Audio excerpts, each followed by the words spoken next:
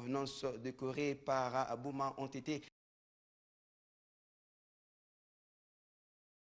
République démocratique du Congo a ainsi concrétisé sur l'arrivée de 90 minibus de marque Hyundai commandés par le gouvernement pour les particuliers du transport en commun. Ces minibus arrivés en provenance de Corée par Boma ont été réceptionnés par Augustin Matata Mpognon, bien sûr, qui lui ont été remis par le ministre des Transports, Justin Kalumba. Il était de la partie Olivier Kinsangi qui les a suivis depuis Boma jusqu'à Kinshasa. Reportage Sarah Fanny Dacruz.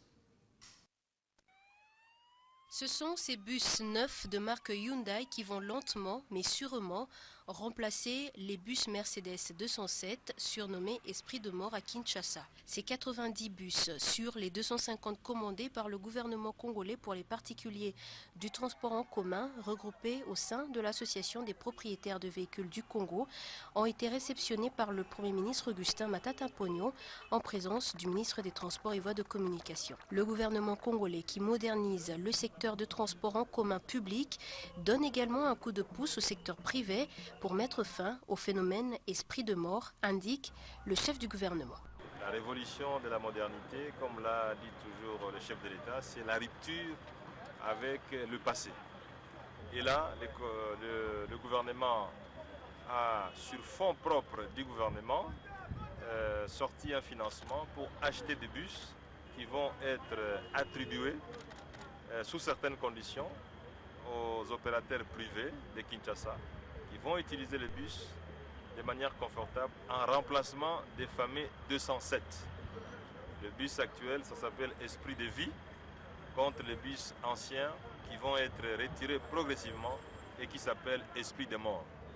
C'est une première en RDC depuis plusieurs décennies, reconnaît le ministre des Transports et Voies de Communication, Justin Kalumba Mwanangongo, qui salue cette action du gouvernement.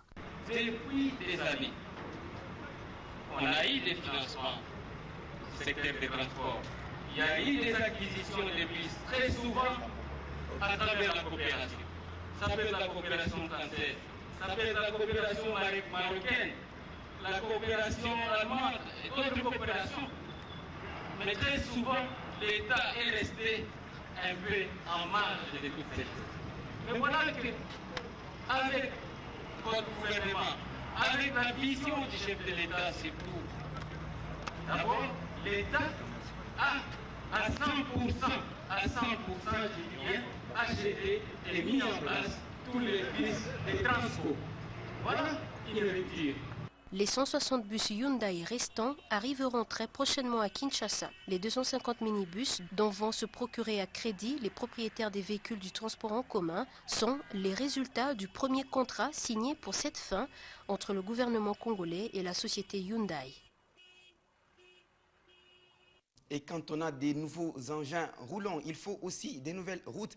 Voilà ce qui motive l'Office de voirie et drainage OVD à s'élancer dans la réhabilitation de l'avenue du Lac. Nous sommes bien à Bukavu, dans la province du Sud Kivu, une avenue qui inquiétait beaucoup la population par rapport à son état de dégradation avancée. Mais la population s'est dit contente pour cette réalisation. Blaise Zaïndan Tolé et Papi Babouy pour un reportage regardé.